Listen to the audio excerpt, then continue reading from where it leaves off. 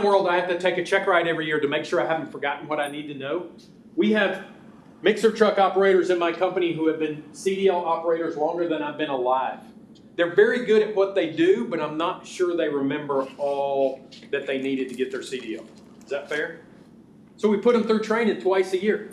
We put them through 8 situations of somebody breaking in front of you, starting on a hill, somebody cuts you off, because a simulator is a safe place to fail. Because when they wreck the simulator, we hit the reset button. We don't go to court and talk about somebody losing their lives. So with that, I'll pause for a minute. I'll ask Houston to come up and give you some from the community college. Thank you, sir. So it's a pleasure to be here with you guys. Probably one of the most impactful conferences I've been to, just because I hear what you guys say and I see folks come in, first group, sit on the first table. That never happens. You know, they fill up the front row first. So everybody here is a number one. You know, Aaron talked about the other day, number one. So when Chris was starting the napkin conversation about what to do to fix the problem, I worked at a different college from where he was focused. And so when they rolled out those simulators in that course, my president called and said, hey, we need that. I said, yes, sir, on it. And so we started talking. And at the same time, there was an industry from hospitality, food and beverage on the coast, on Gulf Shores, Alabama, Orange Beach. Shoot, like I think they say it's like 8 iron bowls a year coming through, billions of dollars for them. So they wanted that for the hospitality, food and beverage, hotel ops.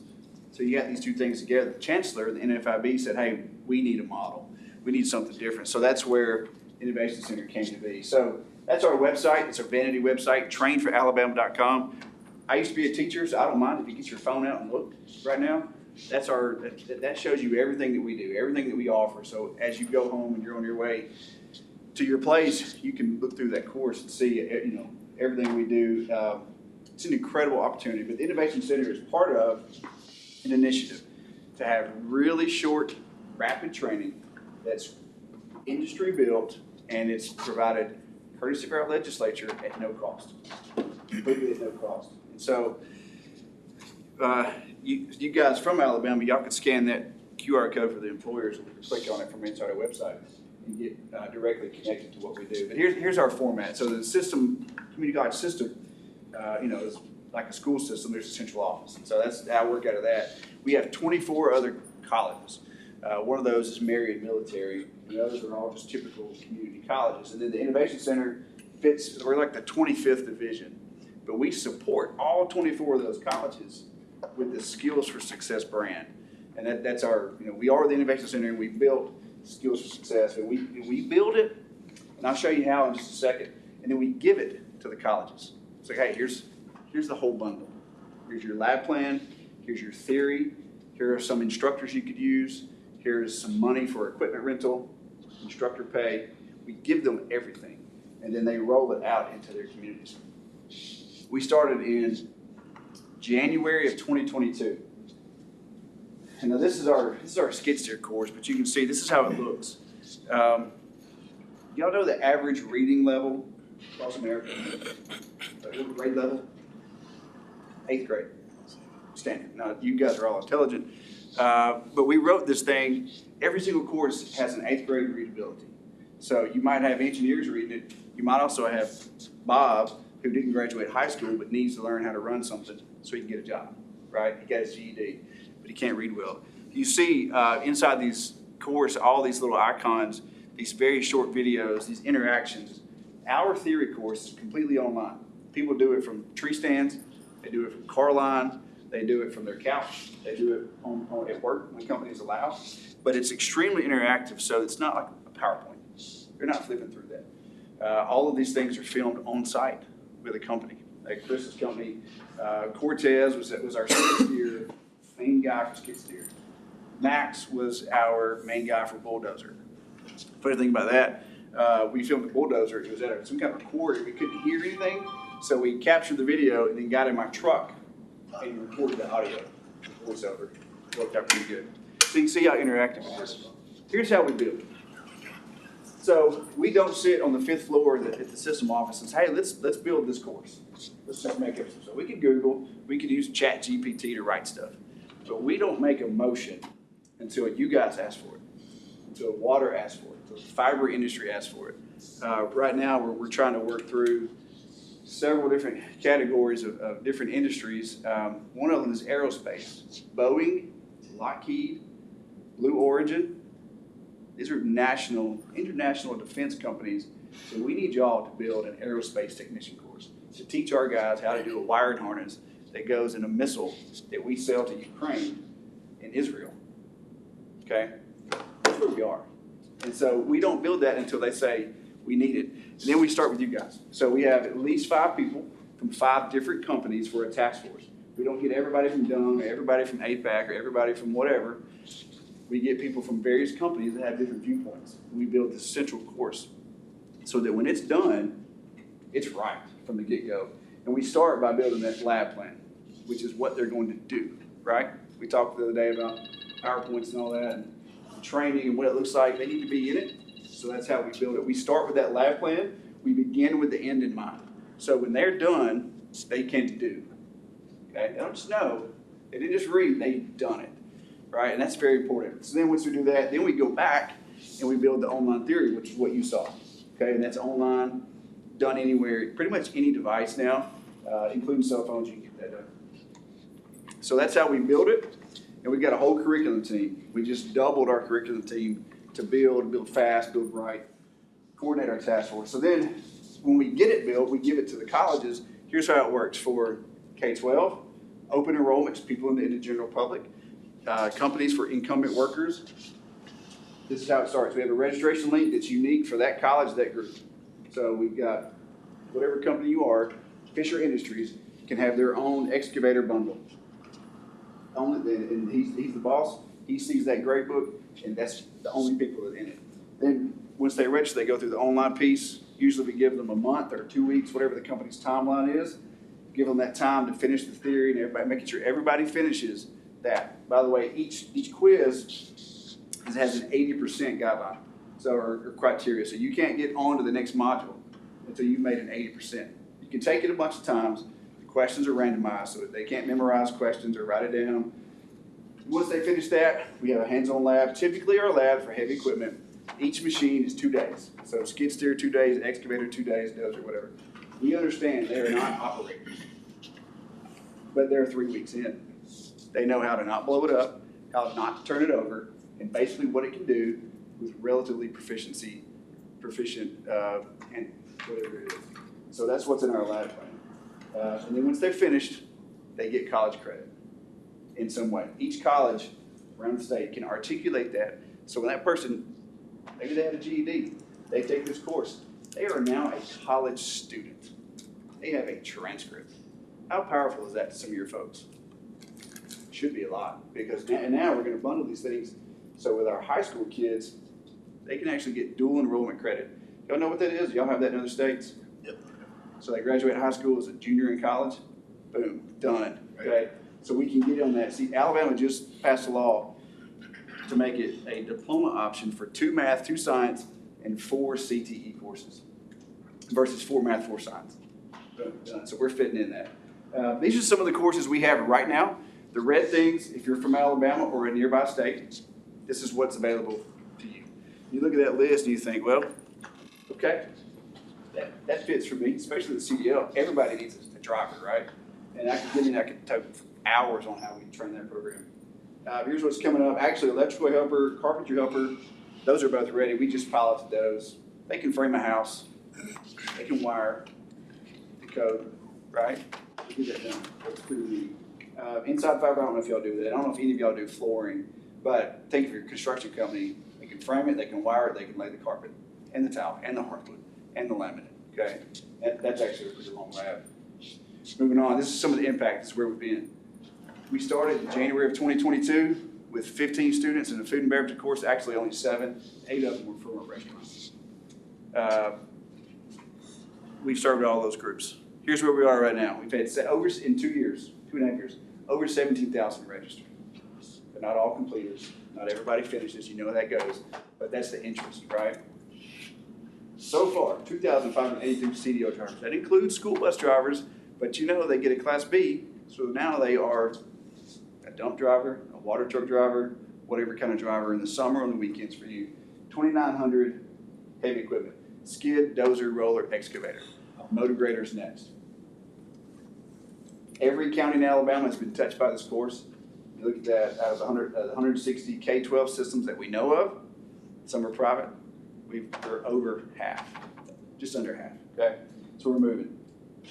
Here's our growth chart. It kind of looks like a bubonic plague, but we're better than that. But this is where we're headed, right? By the fall, we'll hit 20,000 probably this summer. We might be at 30,000 registered, which means about 15 to 16,000 completers. It's not bad. This is an example from Trenton State College in Montgomery, Alabama. This is Fred Beasley. I believe his dad was a big-time college football player. But Fred was from Pike Road High School. Took this course. He's a sophomore. I've taken the HEO skid steer course. It was just about the whole course I liked. It wasn't too complicated.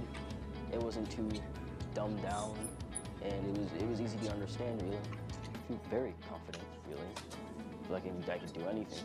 I'm ready to do so. I can do anything. Yes, we legally and safely put high school students on heavy equipment. Something we were told that we could not do when we started. Nothing gets us more motivated than somebody going, can't. Okay, just watch. We will. So hopefully you've gotten a good taste. We're going to open it up for some conversations here over the next hour and a half. But you realize when I look at construction, when most people look at construction, we're a fallback career. Right? If we don't get ahead with kids making decisions and parents making decisions, we are the option after college don't work out and they get dead out there and the other thing don't work out and oh, by the way, we go to construction. And I don't say that lightly. We have to change the attitude of that. There are incredibly livable wages in what we do and in great intrinsic satisfaction. You drive down one of those roads with one of those foremen that laid that road, they're incredibly proud of what they enabled other people to do in their businesses. Let's see what one of our people said when they interviewed about what they thought of the construction industry. It's hard to figure out what you want to do in life when you're going out of high school. But when I came to the construction industry, I saw so many opportunities that were right before me. It was amazing to see what I could actually be doing. I could be in the office, I could be out on equipment. There are so many ways you can go about this. So yes, that was my daughter. I did not know that interview was going on. It was for a Women in Construction national rollout from the National Transportation Organization. But it shows you she's an accountant. She's a senior in college in an accountant degree because she wants her CPA. But she sat down and said, look what options are here. I didn't know I could be an accountant for construction companies. Her brother works IT for a construction company. It's amazing what's out there. And this is every company, not just ours. It's our industry at large. It's not just getting dirty out there, although it's pretty fun to get dirty and run equipment like we saw in here at breakfast. One last bit on my company. We're a 146-year-old family-owned company. We have 10 different operating brands in 7 different states. It's phenomenal. It's a faith-based organization, and the reason I'm allowed to do what I do is because the CEO hired me 5 years ago and said, go make a difference. If you improve the industry and the community, we will benefit as a company. And that's why I get to volunteer with organizations like Houston's and coming out to talk to people like you. It's why Buildwitt and I started a conversation 5 years ago, because you realize we're really doing the same thing, just with a little bit different flair on it. But we have to all work together, because this is not about any one of us. This is about all of us and our future and our kids' future. So with that, let's talk about how we make a difference. I'll bring Houston back up. What do you guys want to talk about? Does that give you an idea of what people are doing? Yes, ma'am. Hi, thank you very much. And congratulations. Thank you. In our state, we can't have kids, high schoolers. How did you get that to happen? And how do you get the parents buy-in? What state? Buy-in. So can I rephrase that question to currently we don't know how to put kids less than 18 on equipment? Because you can. You legally can, because it's a federal law that prohibits it. And the way we do it is you have to have consent of all parents, right? Both parents. And I'll tell you, this Pike Road we showed you this Fred's video from, we were nervous. I couldn't be there. I'm on the phone with him going, please tell me how it's going. So we had to have both parents consent to it. And I said, did everybody sign the waiver? And his answer was, not only did they sign the waiver, they're all here to watch. And not only the parents, but the grandparents. are here to watch because they know their kids are getting a better future. And on average, the certificate he just talked about, online, on demand, on your time, and 2 days in class, brings a $5 pay increase over minimum wage when you get hired.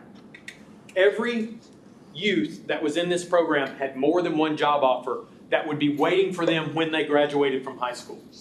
So please connect with us. I'll give cards out at the end. Houston, we're all up for sharing. I'll tell you, when I went to the community college, the only requirement I gave the chancellor is whatever we build, if anybody asks for it, you have to give it to them. So in the beginning, when we had 2 colleges doing it, his college actually called the college I was doing, and I showed you on video. And when he called Leah, the lady that works it over there, and said, hey, I want to know what you're doing, she gave him everything, didn't she, Houston? Yep. And a Google Drive. Yep. Because that's what we do. So if Hawaii or any other state wants to know, reach out. We'll connect you to the people that figured it out, because we had a great legal team helping figure this out. Because I think we're the first ones to kind of crack this code. Better than that, we'll come to you. No problem. Especially Hawaii. Does that help? Yes, thank So you. what we do is in our registration link, we put in a waiver, photo and liability waiver, and then we send a paper waiver home. So they sign it twice. And then obviously federal state law allows it, but we cover it. We also, before we do K-12, we have a person that does it, and we run that out, and we have a meeting with the principal, the career tech coach or administrator, the teacher, that's like the ag teacher, whoever. We have a sit-down meeting. Hey, here's how it looks. Here's how it's going to go. Here are your parent concerns. Here are all the things you got to do. We have a whole bundle we give them. And so really, there aren't many questions if we had that meeting. And they sign up, and the only problem we really have with students is the firewall at the school, because we send a link for the invitation for online. Gosh dang, those firewalls, it's brutal. So, but that's it. We don't have a problem with machines. We've done fiber. We haven't done meat cutter yet, but we've done every other construction. We've had high school students get a CDL in their senior year. They will get out of school, seniors especially, April, May, you know they're done. They need to get out of the building anyway. They will go for 3 weeks and get their Class A or Class B CDL. And they're going to work. They're not getting it just for giggles. They're going to work. And so that happens all the time. Significant number. So yeah, Here's how much I believe in it. Who graduates from your program tomorrow? your son. My youngest son graduates from his fiber optic course tomorrow as a fiber optic technician. What are the questions? What do you guys want to talk about? Yes, sir. Out-of-state tuition costs, or like, does that vary from campus to campus, or how does that whole program work? Like, if an employer wanted to hire somebody and send them, post-hire to take a course or whatever, how does that work? You're asking a really hard question, but I have an answer. So right now, we're funded by the state legislature. And so every one of these courses has a $0 cost for an Alabama resident or an employee of an Alabama company. The only thing they pay for is CDL permits, licenses, DOT. But we have so many colleges near Florida, Georgia, Mississippi, Tennessee. Those employers want that. They're like, hey, where's mine? Like, well, we can, yeah. We're exploring on June 10th a way to allow the college to sell a tuition. And then, we run the same way. This is breaking news. I don't know if you know that. Like, we just had this. I know we better be doing it. There's no lot to it, but we have to be careful. But we're about to sell it. So it's been done before. Jones College in Mississippi has an incredible online presence of taking like a learning management system online. I use them for all 7 states. So it's not the first time a community college has sold outside their border. It's just trying to break that with his courses, which is different than just a purely online course. Yeah, And we've been working on it for a while. Yeah, and this is something we noticed right away, because there's LBW College in Andalusia, Alabama, which is an hour from Panama City Beach. Like, technically, their service region is in Florida, and so they've been asking to do this. So we finally said, okay, but here's the parameters. So I'm worried about that in terms of manpower, how we're going to help the college manage that, but that's a problem I'll solve any day, right? But we're about to sell. So where are you from? Our office is in Columbus, our home office is in Columbus. So Phoenix, Chat Valley, Phoenix City, Columbus, Mississippi. Mississippi. So we own MMC Materials, which is the largest ready-mix producer in Mississippi, and we have a location at the GTR region. So let's talk after. Yeah. Because I need my guys and girls in GTR to take his classes too, not just our company in Alabama. So you have Northwest Shoals, the border, Shelton State near the border, Bishop State and Coastal Alabama near the border. One of those four. Bishop State's a little too far. Yeah. But we'll figure it out. Connect with us after, we'll figure it out. Yeah. To solving your problem solves my problem for my Mississippi company. Yeah, we're gonna pilot that with the Andalusia campus and with some companies in Florida first, but it's on its way. I bet by the fall, we have a really solid plan to run it wherever. For sure. Yes, sir. You maybe expand on your new team members' onboarding experience and any similarities or dissimilarities between like the core content and then maybe various tracks depending on their role? I will. One of the biggest challenges we had, one of our biggest competitors were in the room when we were trying to solve this problem. We just agreed that we're not competitors when we're in the room, and then we walk out, we're gonna fight over the people that graduate, right? The gentleman's agreement. And the hardest part in the beginning, I'm an F-15 pilot. When I can fly an F-15 in Florida, I can fly an F-15 in Iraq. Everybody see the logic there? I'm qualified. But you go to a skid steer, and a skid steer for his company doesn't mean you can operate a skid steer in your company because there is no official certification that translates. So the hardest part of this in the beginning was getting the biggest players in Alabama to sit down and say, what are the basic skills required of each piece of equipment? And it was brutal, wasn't it? It was hard. Because I want different things than you want, and what it boiled down to, and this is what they had a hard time stomaching. A piece of equipment is a piece of equipment.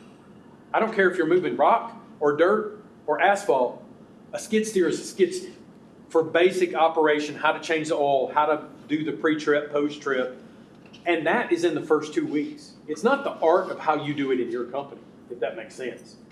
It's in the basic safe operation of the equipment. Now on week 3, when they show up on your day 1, you teach them how you do it in your company, what the rules are of your job sites. And so that was one of our biggest things, is to get people to agree. And his first president that signed off, he goes, the Jeff State was the community college that sent people to 4-year degrees. It is actually the community college with the least amount of hands-on training when we started this. And he looked at me and said, what, I'm signing this? Who cares if I'm signing? I said, but it's the power of our system and our training that we as an industry have developed. And now, that thing is, like he said, the first time we handed out a certificate, I saw tears. We actually started holding graduation ceremonies. Like full up, last time we did a CDL course, I was one of their speakers down there. We had parents and grandparents, and I mean, there was pictures. This was an Ivy League graduation to that family, and how inspirational that is. So does that kind of answer, or do you need more on that? Yeah. Also, too, like we talked last night about so this is heavy equipment 101. Like we're hiring laborers who can operate machines safely. They are not an operator. They're not going to do grade work. Let the gray hairs do grade work. Let these guys pick up rocks in the parking lot, okay, and keep it clean. But what's next, and once we've got this established, next is the heavy equipment 201, which now we drop in that land surveying piece. Or now we drop in a little bit of grading, a little bit of more, right? More complex machines, or more complex attachments. Then you got 301. We've got a motor grader course that should be ready this month. Well, nobody in high school is getting on a motor grader. It's not a starter course. No. So that's automatically your 301, and only certain operators will teach that course, right? So we have that, but we had to start somewhere to bust through that skills gap of there's nobody here to run my laydown yard, right? So I got my $60 an hour person organizing rocks. No, it's dumb. So that's where we are, and it's just we've only had 2.5 years to get to do it, and so it just takes time to develop. And then at the same time, we're getting all these other foundational, other industry requests. So it's like, we're trying to get here, but we keep getting asked to go here. So that's the next thing. Think Cat 1, Cat 2 level, criteria. That's where we're headed. It just takes a while to get there. The skid steer class, when I graduated from the skid steer class, I could strip topsoil and make it smooth enough you could drive over in a pickup truck without breaking a tooth. Right? This is not grade work to lay a foundation. This is just how to not dig a hole every 5 feet when you're trying to run the bucket. Every skid steer course ends with a project, and typically it ends with everybody doing backtrack to make it smooth. Like we were never there. We literally do it and back out and park the machines, and now it's nice and smooth. That video you saw of the 3 different pictures of skid steers up there was actually my class. Yeah. That was us out doing the work. We cleared topsoil off an area they were going to build something for the college and piled it up over here and then backed out to make it smooth. That was the entire class, and we did that in 2 days. What else do we want to talk about? What's the schedule of these classes look like? And then I know you got your entry level, what you're calling 101, your 201 and 301, do they just turn around and take those classes, or is that people who've got experience operating in the field and they want to send to those classes? I'm gonna be honest, we don't have 201s and 301s yet. We're 101 only right now. Yeah. So how does that look in the high school and college? What's the schedule? Is that middle of the day, or is that after, like in high schools? We're working with local high schools starting in the fall, where they're gonna be putting on a civil class from 3 to 5 at the local vocational, school. So we say our best course is 2 full days in a row, back to back. Like there's no gap. We've done Friday, Saturday. We've done half days for 2 weeks. With K-12, it's tricky, but you know, I've been lucky enough, I guess, dumb enough to ask, persuasive enough to say, hey, can you just fill out a field trip form for crying out loud, and let them get off the school for 2? Like they're not. Isn't that incredibly simplistic? They're not gonna miss work. Like they can make up that worksheet, but you know, like tell your math teacher, chill a little bit. So it's just 2 weeks? 2 days. 2 days. Okay. So it's designed to be 8 hours in seat. Yeah. And when we built it, we used the military model where if me and him are paired as students, so that when he's instructing, I'm watching him give him instruction, and then I get in the seat and he watches him give me instruction. So although it's 8 hours in seat, you really get 16 hours of direct instruction. And that's after the theory. You know, so And really then you the got. curriculum they're looking at was from Jones and then Gulf Coast. Mhm. But I think those curriculums are like 100 hours. But it's covered a big range. That's what we started with. We started with a 353-hour course. I don't want to say where it was from, but it was all sitting behind a desk in a classroom to get their certificate. And all the industry partners are going, I don't need 353 hours of classroom BS. I need some hands-on practical. And so that's where we took their syllabus, cut it to, I think we're about roughly 30 hours now, Yeah. online, on demand. Yeah. You don't realize it when you go through. I mean, I did it in 1 week in my free time because I was doing it on my phone. But it gets you the practical, what do you need, not the, we're not trying to get a 4-year degree in theory and you don't know what you're doing. The K-12 is case by case, man, because, you know, there's some schools, they just can't do certain things for whatever reason. But it's all flexible. We maintain that, hey, you're gonna get this time, and you're gonna have this place. The other thing that drives K-12 is that if they're gonna stretch that out, there's a machine that's either rented or borrowed or bought, right? So if it's Or rented, donated. we're donated. We started off with Thompson Caterpillar, donated every machine, and it was all great when we had 1 lab a month. Then we had 2 a month, and then we went to about 3 a week. And they were giving away these machines, and they were like, they got slower and slower, and they were a little bit less happy about being so generous. And I said, hey, Derek, listen, man, let me rent these things. Like, give me a statewide contract. And he gave me a great rate. And now my college has figured out to rent it by the month. They'll rent it by the month for four days of lab and get it cheaper than they would get it for just 2 days. It's kind of dumb that they sell it that way, but they do.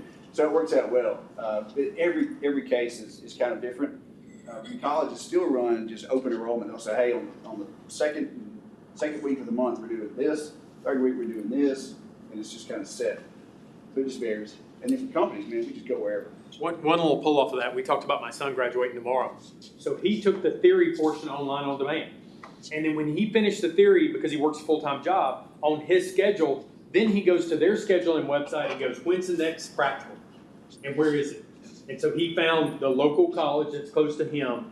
And then he actually had to wait about 2 weeks for them to have an open enrollment class that he could sign up for.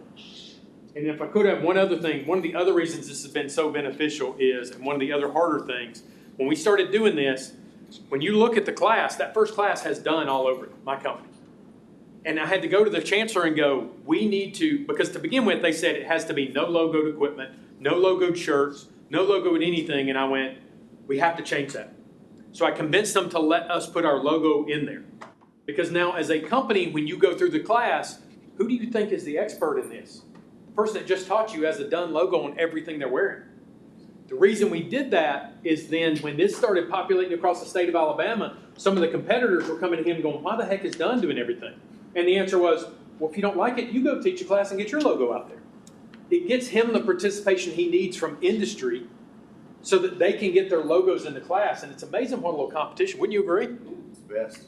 2 cats each other one. One last one. We were using a John Deere to film that the women in construction thing you saw. And one of my superintendents, our plant was right beside a Caterpillar dealer. And so I didn't know this. He picked up the phone and goes, hey, we got a film crew out here tomorrow. I just wanted to let you know we're filming a class for women in construction. You know, it's going to be national. It's coming out of DC. And I just wanted you to know they were filming. And they go, what loader are you using? He goes, oh, I'm using our old John Deere. You know, we don't have new equipment. I'm just using the old John Deere. It's kind of dirty, but it'll work. That afternoon, we had a brand new piece of Caterpillar equipment that if you call Ambry, the redheaded lady that was driving the wheeled loader, it showed up on our equipment and they said, just let us know when you're ready to pick it up. Because industry wants you to train on their equipment. And they're willing to donate it if they know you're going to use somebody else's. Right? I'm all for using that competitive advantage to get free stuff. The driving point behind a lot of our courses, we have a task force, so that's industry, you know, whatever the people are. So we film at their site where possible, using their people and their machines, and most of it is capped in our state for whatever reason, but we always have those industries that say, I've got this thing, we'll do it right here, no problem. The only problem we have is with the water operator, because there are homeland security issues. You can't just do like a bird's eye view of the whole plant. So we have to be very careful. We use some college equipment like pipes and pumps and valves and all that kind of it looks really like it's in the plant, but it's really not, you know, but it's the same stuff. So it's tricky, but the industry, man, they've just dumped on us, and whatever we ask for, they give us. You just give it to us. What's your cost associated with these classes, these courses? Like cost for the student? Zero. The only cost is when you're a CDL driver to get your permit, take the test, get the permit, get the license, drug screen and physical. For CDLs, I'm a believer in skin in the game. So you have to go get your permit before we let you in the course. And my example is in our company, when I started doing this, we had one of our companies, everybody wanted to be a CDL driver, right? Because that's where the big money is in their mind. And so I said, okay, anybody that wants it, we will pay you to go and we will pay for your course. And 39 people put in they wanted it. And then I went, oh crap, that's gonna kill me. And so we said, okay, I told you we'd do it. You go get your permit and we will pay for you to go get the class. 3 people. Now the other 36, every time they come up and go, hey, you didn't train me, you told me you would. And I go, you never got your permit. If you're not willing to pay $50 to get a permit, why would I put in $5,000 to get you trained? Because you didn't care enough. Skin in the game. So we reimburse, just here's some, when the colleges run these courses, we reimburse them for every completer. So there's a dollar amount that we pay them based on that. That comes out of our funding. So that helps them pay, cover all the costs. And CDL, we're about to have to increase that, but that's been phenomenal success. I mean, you saw the numbers for that. That's workers right now that fill most jobs in the state. Let's flip it around off the classes and go to my continuation training for my CDL drivers. So I rent that trailer with the CDL simulator in it and an instructor by the day. It comes up and sets up at my corporate headquarters in my parking lot, and you saw it wrapped. I mean, it's a beautiful rolling billboard, so it's good for them, good for us, but I don't pay by the person to go.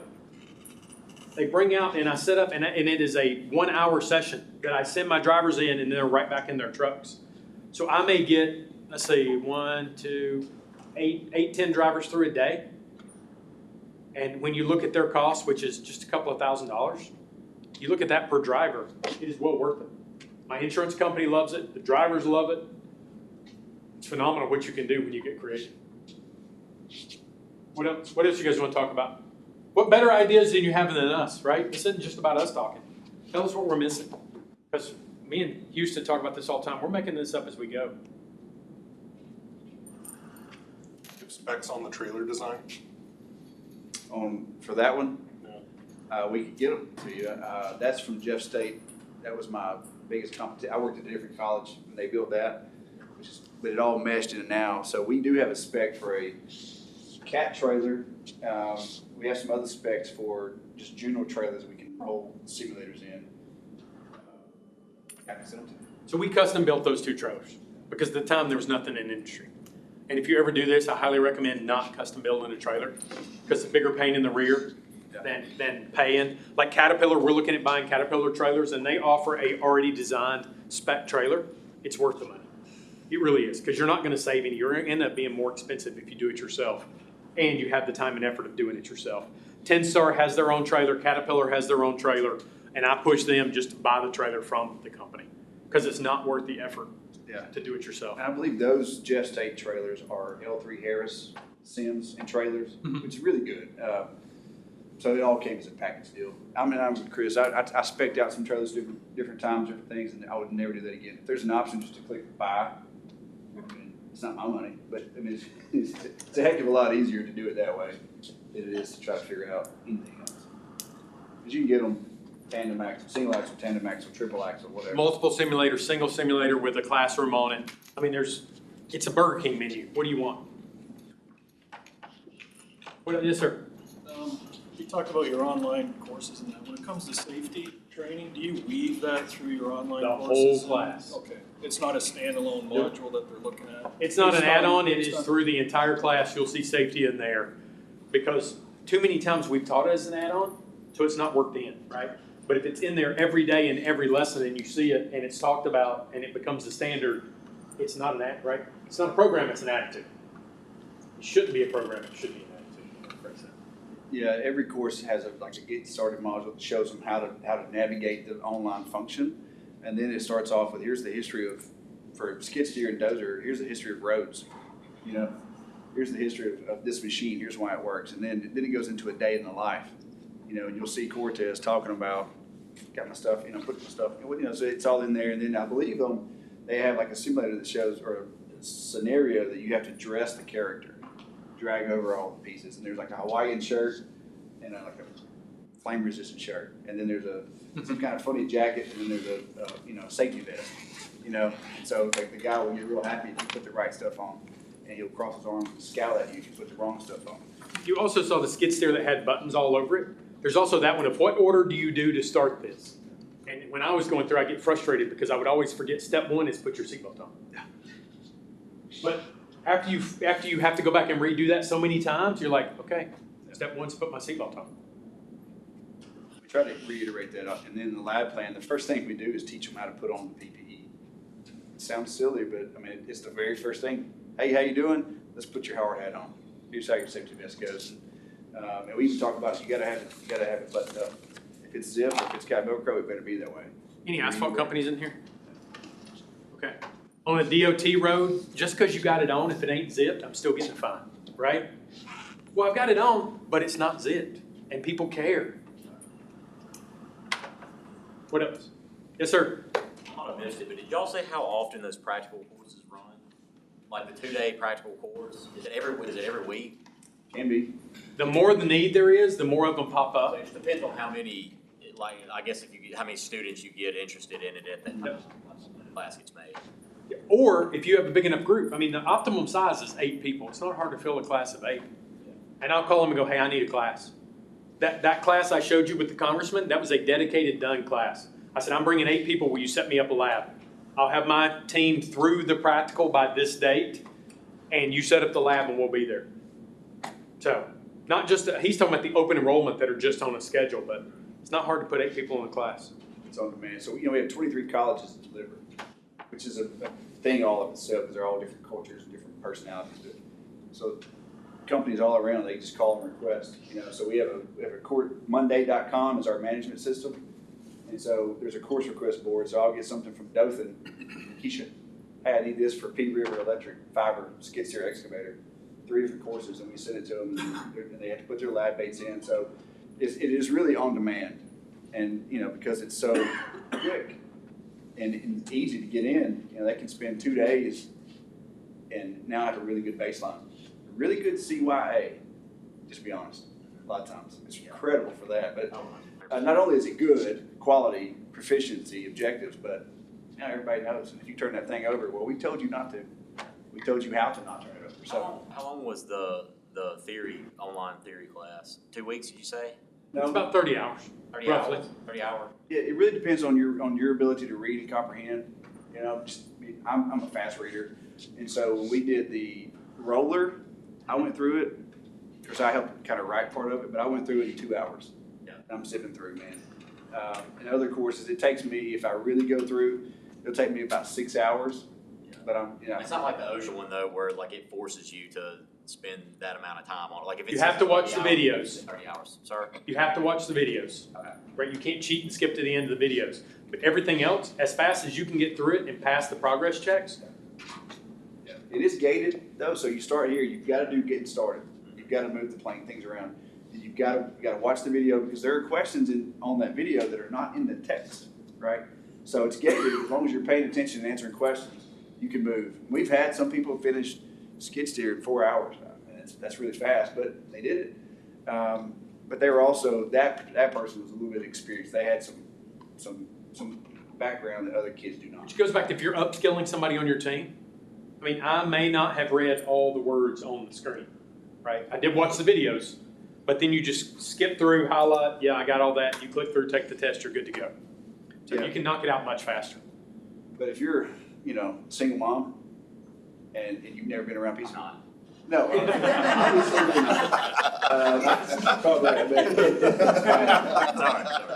maybe you're a single dad, I don't know. Can't assume anything these days. Got me, but if you're clueless about this stuff, man, and you have no idea what any of this thing is, then you really do. It takes a while, but it's thorough and it's fair. They can take those quizzes. You can retake it. Yeah. Right? If you fail a quiz, you have to retake it. Yeah. It sends you back to the beginning on a penalty lap.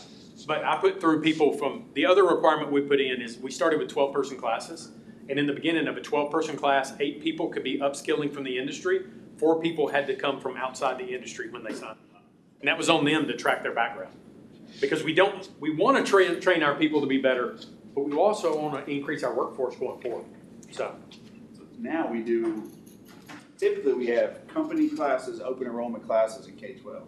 We don't mix anybody with K-12. Like it's for a lot of obvious reasons.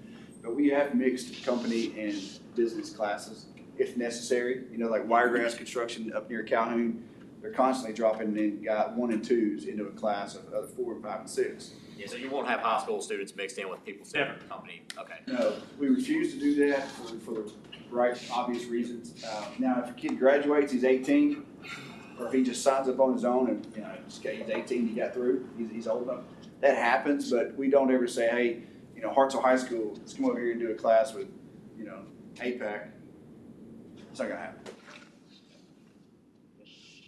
So transitioning from the online didactic to the lab portion, the in-field portion, do you have any knowledge validation process? They've passed the online, but maybe they're not quite where they should be in terms of a base understanding to progress into the lab. Are there any controls? if they pass built online, around they're ready to go. that? Okay. Yeah, those quizzes are set to score 80%. And that's actually based on the FMCSA requirement for the ELDT. That was the first thing heavy equipment or machinery, that requirement, and I said, well, if we're gonna do that, that's good enough for truck drivers, it's good enough for anything else. So each quiz they have to make 80%. And the questions, there might be 6 questions, figured out, it might be 20, depends on the content. But what happens, to your point, is in that video, like for the skid steer, there's a side piece, side image, and all these bubbles. You gotta identify the arm, the cylinder, the tape, the hose, track, all these, the idler, all that stuff. And then guess what? When they go to the lab, It's a first test. It's a pop quiz when you show up. so they identify all those parts as a group and then individually, with the instructor. And so we made that match. Same thing for every other course is the exact same way. That's what I liked about it. Is you show up and it's not get on the equipment, go. You show up and the instructor goes, okay, come here. Everybody stand here for a minute. And one by one, you go over to a piece of equipment. He goes, show me, open the hood. Right? And there'll be a little bit of help because seeing it online is not like actually finding it and open it. But if you can't go to the hood and at least know where the handle is, then there's a question of how'd you do from the online. In our class, we took our HR director through. We took our HR director's husband through. I mean, we took people that don't have heavy equipment knowledge through, and after the online portion, they were prepared for the lab, for the transition to hands-on. We use the I do, we do, you do model. I was a teacher, coach, principal, so that's kind of in my blood. But we start with that class, they do the online, and the instructor says, let's do a walk around. He does all the part identification, he does the pre-trip. Then he says, now, you guys do it. And then individually, there's a check sheet they have to check off. Okay, here's Bobby and here's Sally. There's actually a graduation sheet that he has to turn in. Yeah, and that's part of our invoice, like when the college invoices us, sign-in sheet, grade book from the online checkoff sheets. So we know that everybody that comes through, they showed up, did online, they did it in person. That was also one of the unofficial requirements whenever we sat down to do this, is I sat down with the community college and said, this is not a pay a fee, get your B. If we're 100% graduation rate, we didn't build a class challenging enough or with the right standards in there. So I don't expect everybody that enrolls to graduate. I mean, you saw he has, what, 17,000 enrollments and we graduated 6,000? Some people get into online and it weeds them out and they go, this is actually harder than I thought it was. So there is a point during the online didactic that you might have to just start over from the beginning. Oh yeah, if you fail a test, it will send you back to the beginning of that section. I mean, there is that, but I think, my opinion is that people tend to weed themselves out more because they'll get in there and find out it's not something they want, right? Because it's also discovery. Or it's harder than they thought it was, and then they just never finish the online. Yep, and we caught a lot of flack when we started with K-12. Well, not every kid, high school needs to go through a skid steer course. No, they're not all gonna be operators, but here's what's gonna happen. And there's a video that Chris likes, I cut out because it's loud. But you don't know what you don't know until you do it. And so these kids get in these machines, or they run a tape measure, or they run five, whatever. They either love it or they hate it, or they need. But they don't know till they try it. And so now they do. And so if they don't like the way that machine feels and smells, cool. Here's another option for you. Same thing with people, and we fret about that completion rate from enrollment to completion. I would love 60%, but I'm actually okay with the 40 to 50%, because now we know when we send those people out, they've done all these things, so they're a better employee potentially for a company than just pay your fee, get your fee. Or you look at it from the hiring perspective. The fact that somebody found out that's not for them through his class is better than me hiring them, paying to onboard them, doing all the, I don't even want to admit how much it costs for everybody that don't work out on the team.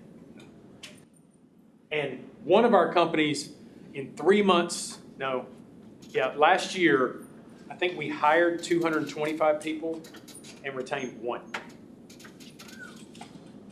There's something going wrong. I'm not even going to highlight which state that was in. There's something going on in that state if we're hiring and firing, or they're choosing to leave, because that don't speak to my company, because that company's phenomenal. And once you're in for life. You know what I mean? But that's not a good. We looked at the money, the $1 million we lost in that, and said we got to change something. Yes, sir. What about the maintenance mechanic side of things? Do you all have a program that you train mechanics at? So At Dunn, how do you guys handle your maintenance on your machine? So when we were created, we were like the 25th, we were the stepchild of the college system. And so we were created, and I thought, well, what the heck is that? Rapid Training Center, 5 minutes from my office at college. What do you do, Chancellor? And I figured out what it was, and I said, I can do that. I can run that, part of it. So we have to be very careful not to replicate, duplicate what the colleges are already doing well, right? And a lot of our colleges have diesel tech, diesel maintenance. So what we do is and this happened with Southern Union and Auburn, they asked for their heavy machining school, okay, CNC extraordinary. They said, hey, we need a machinist helper, a machining operator. That's what we landed on. So now for that, we had a conversation just a couple days ago. We're gonna build a diesel mechanic helper. So they're not taking the thing down and putting it back together, but they know the difference between the oil filter and the depth filter, all that stuff. So that's where we have to get to. And then hopefully they're good enough, they like it, we did a good enough job. The college did a good enough job of recruiting out of that, and now they put them into that degree program. Or just a helper, and that's useful too. Yeah, the only reason I'm asking, I serve on some advisory committees for some high schools and community college, and they have dedicated programs that kind of help steer their students towards our industry. But getting them to get in and fulfill those needs that we have, so far this week that I've been here, we talk about operators like that, but we need people that are gonna help maintain and rebuild the gear that we all revolve around, right? And one of the big things, your done videos, I see asphalt paving here and there. How many asphalt paving mechanics do you have? That's a huge deal. That's a really big when it comes to building our roads. 10, the answer's 10. Again, That asphalt company, because we have 3 asphalt companies, Yeah. that one in particular has 10 mechanics. And when you get to training it, so first of all, to get your CDL, your diesel mechanic certification, we look to him. yeah. We use, I think, Wallace? Well, it's Hansville. Wallace Hansville is a place we get people from, or we hire from industry. Right? I mean, we all do that. But I'll tell you, one of the things we did is the beauty of my company being so old and family owned is the reason I came to it is we have families that have 3 generations working there. We also have our most experienced employee has worked for the company 60 years now. And we have multiple 50+ years, right? That tells you something about culture. One of these individuals happens to be one of our mechanics. He's phenomenal at what he does. He hadn't been to school in longer than I've been alive. And so to complement his training and consistency, we actually bought a VR headset. And I said, if I can get him on board, everybody will be on board. And honestly, I didn't think this was going to be a win, right? This is a bridge too far. And one of the ladies that works for me, we took him in and we put him on the headset. And like the first class we put him through was how to change oil. Right? That's basic. That's not diesel mechanic. That is 101 right there. Right. And he loved it so much that he required all of his mechanics. It's actually through Transfer VR is the company you get this through. And we've incorporated it into our Alabama Community College system. He made every mechanic there. They're 15-minute classes. It takes 30 minutes to get it out of its console, set it up, put it on, take a 15-minute class, and put it back. So he would, every day he would go, you got 30 minutes now, you're 30 minutes next. And he made him go through all the basic classes again, just to remind them that the basics are important. And so it wasn't about training master's level classes. Sometimes you have to take people back to the beginning and go through that. And I think it complements both sides. So for our company, taking people back, the continuation training of drivers, of our mechanics, just made everybody get back to the basics. We call it blocking and tackling, right? Because if you've got the blocking and tackling down, everything else is going to be easy to get to. But there's plenty of resources out there, whether they're Buildwitt classes or Transfer VR. There's just so many people that are working together to make us all better so that we can make our people better. What else? You guys working with any other states on kind of your structure and how you're going to community college? We've got high school vocational schools. Which state? Ohio. Okay. We've got high school vocational schools that have heavy equipment programs in the county. So they're going through full classes and labs with a fleet of about 10 pieces of equipment, and they're high schoolers. And the only issue I see, starting to talk, this is a new thing for me, I'm starting to talk to these guys, get involved in their programs, is they're not consistent. This county is different from this county, it's different from the private / high school program, it's different from that one. I want to get them on the same page at least. What do they get at the end? High school Is it a diploma. certificate? No. I mean, do you get a specification in a piece of, it goes back to, we have a certificate that says, you saw mine, I showed you a picture of it. Yeah. Hanging on my board that says, qualified to run skid steer. And that is recognized across the state of Alabama. Yeah, You walk in with that, good point. there's the other problem of, I had a lot of these, people come in and they have a beautiful resume. You interview them, they have a good culture match, and you get them there and they go, I've got 20 years operating this equipment, I got 10 years operating this one, and you get there and go jump on it, and they have no idea how. I hate to admit that. I've seen so much lying on resumes to get in the door. But when you have a certificate that says you're qualified, you have a basic operation. So that was our problem. When he talks about colleges had different pockets, they did, and we've mostly gotten them off it, because now they are a statewide system of, it doesn't matter where you take the class, we the employer know you're getting the same basic skills. And that's what I hear you. Yeah, that's what I'm trying to get. Because you have different school districts teaching different things, and they get a high school diploma. I mean, let's admit it, high school diplomas aren't all equal. Depends on where you went to school, right? I've got to hire a guy out of that program. He's 19, out of high school, and I don't know what level he's at. And now I've got to provide training internally or a reunion company. But I sent him through the apprenticeship program. He's a little step ahead when he goes to that program. But not magically ahead. But I'm interviewing people from 4 different programs at a high school level, and they're all different. So their level's different. So it's just not consistent. Thank you for being that's what we wanted to handle right away, was that 24 different colleges, 24 different communities, different initiatives. But if you run that skid steer, Skills for Success skid steer, you know they've done these 27 things in that machine, period. So if you work for Dunn in the south, you work for Dunn in the north, you can move interchangeably if you did the same exact thing. And this is the first time this community college system has had a consistent statewide offering. It's been 24 different things for however long it's been a system.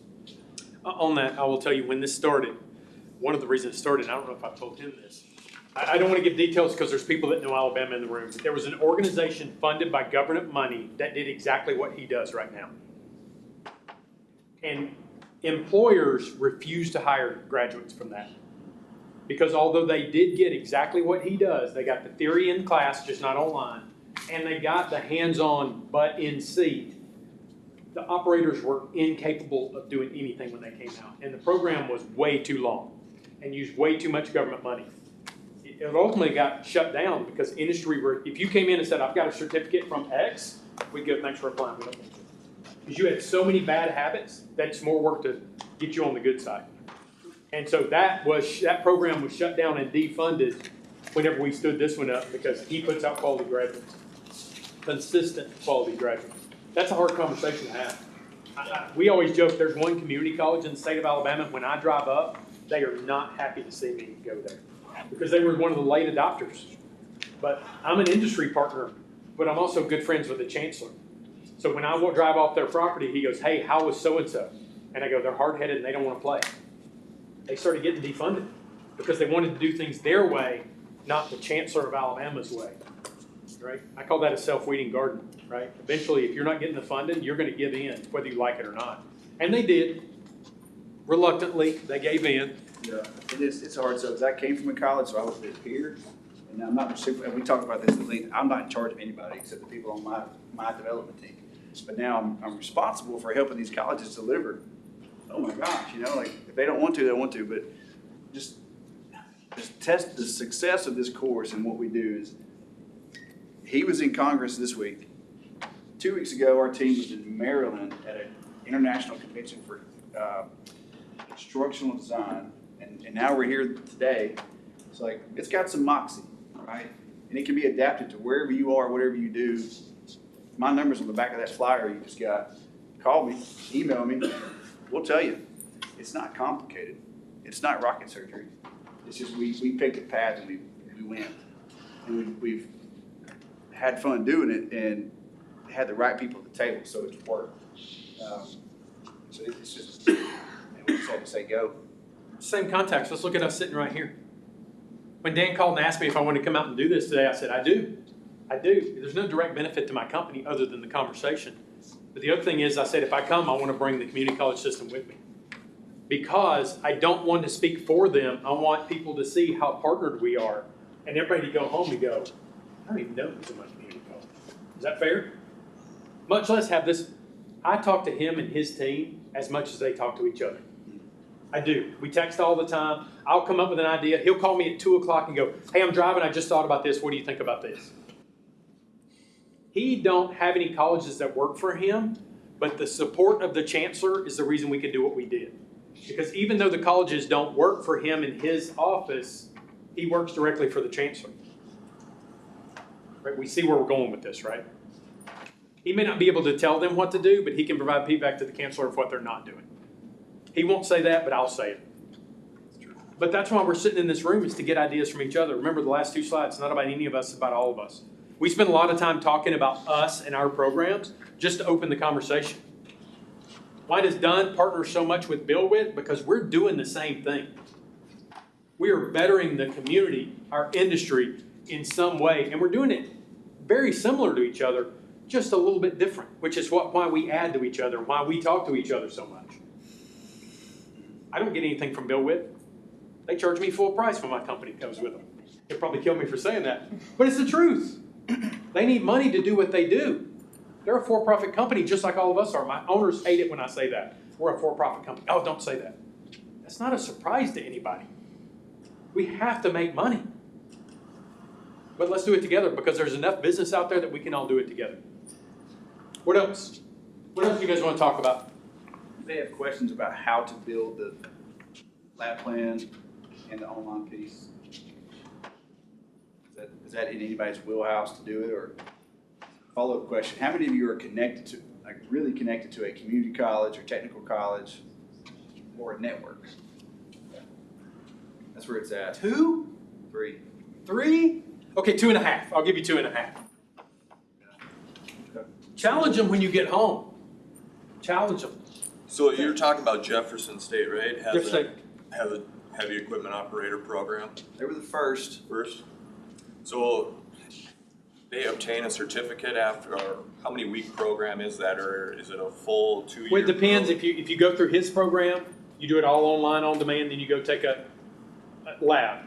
Or you can do an 8-week, what is the 8? Well, yeah, so It's a similar type program. I'll be real honest. I get salty with, we've got all these things running and then a college pops up with something similar. Yeah. And then they say, oh, it's a 12-week program. Okay, let me see the hours. So it's 4 days a week from 5 to 7 or 6 to 8. So it's 8 hours a week for 12, that's 96 hours. That's not 12 weeks. 12 weeks is 12 times 40. You know, you're not telling the truth. Or at least you're misleading the people. So I get real salty about that. I'll call them. Or if they have like a job form, I'll apply for it. Like, hey, I want to take your class. And they never respond to me. But so there are those options. But what happens is before this was a thing and before we were a thing, there were several grant agencies that would fund a program. And once you get it funded the first time, it's just really one piece of paper to get it again the next year. So it's dumb to not keep getting that money, right? So that's where Jeff State is. They had the first pilot, then they got a construction industry craft training grant. Well, they've just been renewing it, right? And I'm working hard to squash it because they need to get everybody going through this one, right? It saves everybody a ton of money. And they can use that craft training money for something else. So there are several duplications of some things, but we're working to eliminate that. But what's cool about that course is it is a certain time. And they're going to run it because they're grant funded. They can run it with one person. You know, is it effective? I don't know. But Is it best use of money? maybe not. But they can hold a time for somebody where hours you kind of have to schedule. You have to make it work. It's a lot more work than it is just grant money. Because we're funded by the state legislature. It's not a grant. Yeah, we're lying out of $15 million a year. So it's kind of potato. When you look at certain things in your area, it goes back to why we're all talking to each other today. It's about connections. I'll be honest, this first program, I'll tell you why it was successful. Because I'm a retired colonel in the Air Force. We stood up, we have Ingram State Community Colleges that is a community college that only teaches in our prisons. And we wanted to set up a CDL program in the prison. You know what people thought about that. How are you going to, first of all, I found out prisoners don't have a driver's license. That kind of surprised me when we tried to get our first one to get a permit to drive 18-wheelers, that we had to start with getting them a driver's license. But here's the reason that took off. We've graduated 78 parolees to date with CDLs. The head of the Alabama Department of Corrections was a retired colonel I flew with. The head of Jeff State is an active colonel in the reserve, the one we're talking about. And we played the military card. And we said, let's make this work. And I hate to say that, but we had 3 people that had grown up together, and we force-fed it to the system, which is what we needed to get this started. JP Danielle's talking today about default aggressive. That's the only way we've done it. We're just in their face. We're going to do You it. really don't tell 3 colonels no. Let's be honest. You just don't. But so the prison system, we had to not only develop the program, then we had to figure out how to get them their licenses, figure out how to get their permits, and then we had to find an Alabama State trooper that was willing to get in a tractor one-on-one with an active inmate and give them a driver's test. Those are all pretty insurmountable tasks that had to happen. And it only happened because we found people at each area that were motivated. Alabama's recidivism is the worst in the nation. If you go to prison and get out, you're going right back almost every time. I hate to say that, but it's true. Well, if you get out and you're making CDL pay, you're less likely to fall back into your old habits. So we're really proud of those 78 people, and we've done that in 2 years, I think. The Department of Corrections, the Alabama Board of Parolees, is that what I think I missed names. recovery centers, the drug courts, they take time off and money off sentences when people go through these courses. We've got that in pockets. We're working to get that to be a statewide from the bench, more or less. Hey, boom, put them through it, get them out, reduce, so they're less burdened more quickly. But I forget about that group, man. But those people who are getting out, work release, day reporting centers, man, now they've got some credentials, and you'll hire them, unless it's something just crazy. So, in honesty, our companies, we have 10 operating companies. Each company has a different hiring policy as to what we will accept and what we won't accept. We're a private company, we can do whatever we want, right? It's a benefit of it. So some companies will accept different charges and parolees from different type sentences.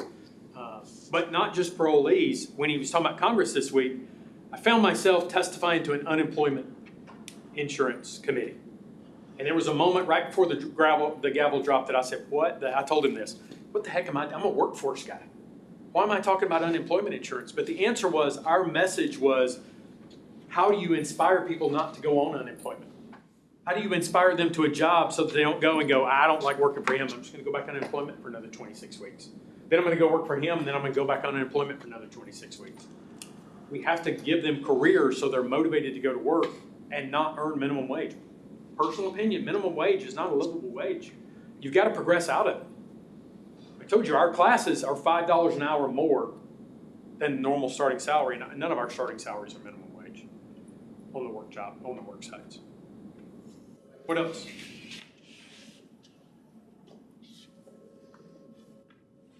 my name's Houston. I'm on the back of that flyer. That's Chris. I'll give you a card. Anybody wants a card, swing by. Anything to add here as we wrap up from the Buildwitt side? No, powerful. In really different states are trying different things. I think the more the states start talking to each other, they can learn. I see how yours works out. I didn't know there was 3 colonels back there. So you won't see me talk on an open stage about that. I just feel I need to be honest. Plus, I've been with these guys forever. But you have to find your pocket of how you can make it work. Right? Not always 3 colonels, but 3 people that have been in construction together. 3 business owners, right? We have peer groups of companies like us so we can share and learn from them. This is really just a big peer group. That's what we're talking about here. So reach out. On the company side, I'm happy to help. On the community college side, he's happy. But if you don't know who to call, just call one of us and we will find you who you need to talk to. Because now not only is it in our state, but after this week, I've got a couple of follow-ups with the House of Representatives because they want to get this in their districts, in their areas. And I don't mean his specific program. I mean the mentality of, we're going to figure this out together. I don't know what the solution is, but we're going to figure it out together. And that is what continues in Alabama. And why we have such open conversations about this is I truly believe we have made incredible progress.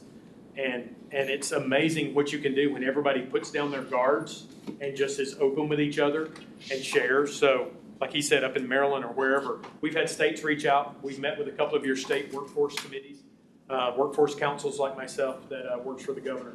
So just make the contact. I got a whole stack of cards to hand out. I'll be around for the rest of the day if you have side conversations. The number on my card is my cell phone, so text me. It's the quickest way to get a hold of me. I'm usually talking or in a meeting like most of us are, or very rarely on a job site where I actually enjoy it. So with that, can we break early? Are we ready to go? Well, one thing that I didn't do a great job of, I just think some extreme ownership, if you don't mind. I thought we were rotating today. We're not. So this is your group. We've got about 30 minutes to just do some networking, peer grouping, talking about all the things that you guys have been learning, this week. So I apologize. Everybody was kind of assigned a number to kind of learn and grow and kind of get to know each other. But now's the time for you to just kind of talk amongst yourselves and whatnot. So we are not rotating. So I apologize. I made a mistake. What he said is you're stuck with us unless you walk out. You're stuck. And whether you hang out here or want to get some fresh air or whatever it is that you want to do, but we'll be back. I think we're back in the building at 10 o'clock. Is that right? About 30 minutes. Yeah, about 30 minutes. So you guys got 30 minutes to just kind of do what you need to do.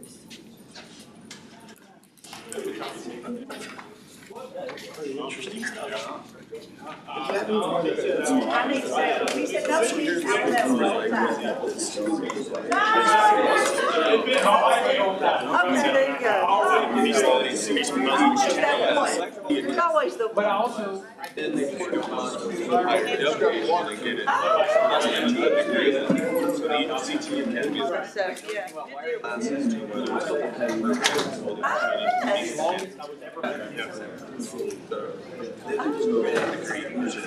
whether it's His retired Air Force, so. Oh, it'll be 80 hours. I feel like these things are hard for you. Good, thanks. Make sure that, thanks. certified all of us. I know. For us, like.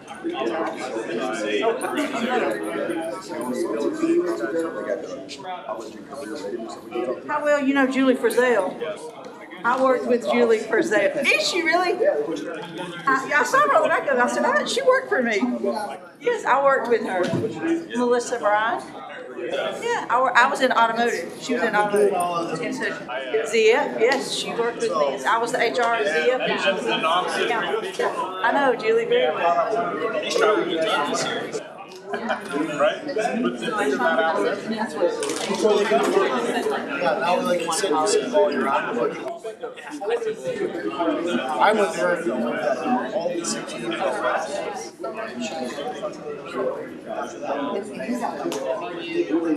Some of these kids are probably just because it's easy. Is that I mean, They run two schools. It's, we have, so if you take one of the classes, your class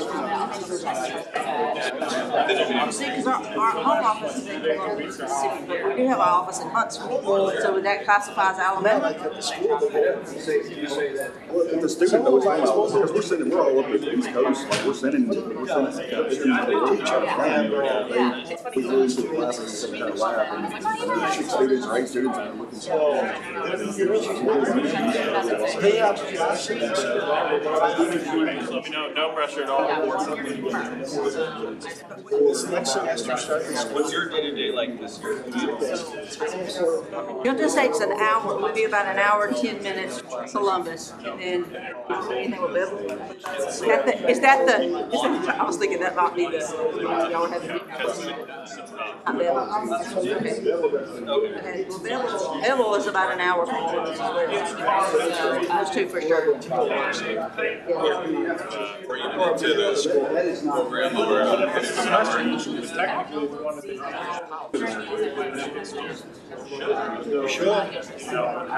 that standard, like, hey, this. So they're just introducing that, or if they want to do that, then they can go on. They go straight to the workforce. I don't think they do anything. Let me ask you, you have a community college where you're upstate. How can they tell a company they can't? Can they?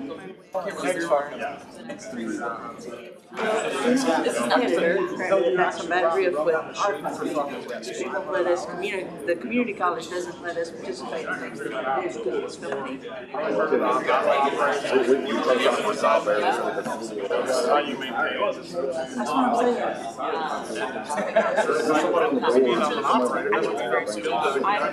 It doesn't matter, it's state funded.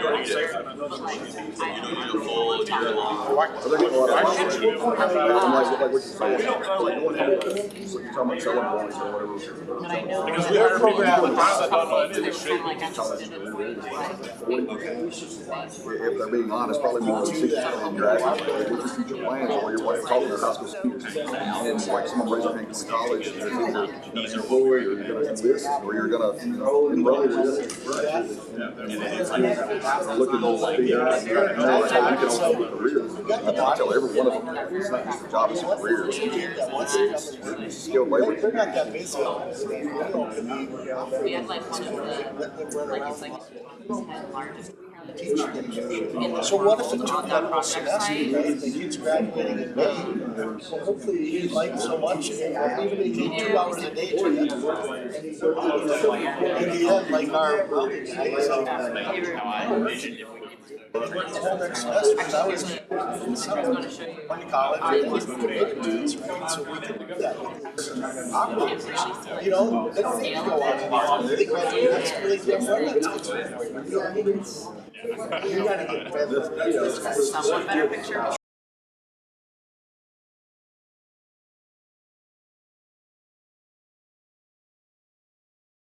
much. I'll get you a call.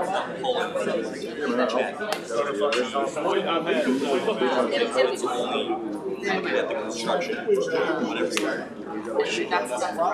So you're not getting information, it's not to everybody either.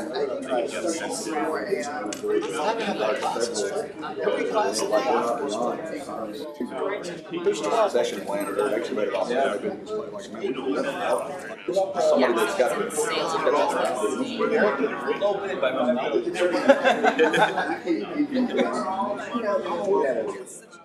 It started as a little lady. You guys hire on there? You guys hire on If he wanted to work right out of college, we would probably could. I mean, right out of high school, we would have taken him, but he wanted to.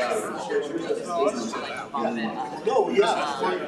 Instead of just going on there sitting in the resume, they can just be direct. And I'll ask them over. I mean, I'll hand feed them if I need like. Or we don't require any certifications to work, but Yeah, this kid decided not to go to college. I push it. I push like just move state. Yeah, I got one. I think that's what I was pushing. They go to Linus, we're gonna take a 12-week course. She's not with Shelton then. See, when last time I saw her,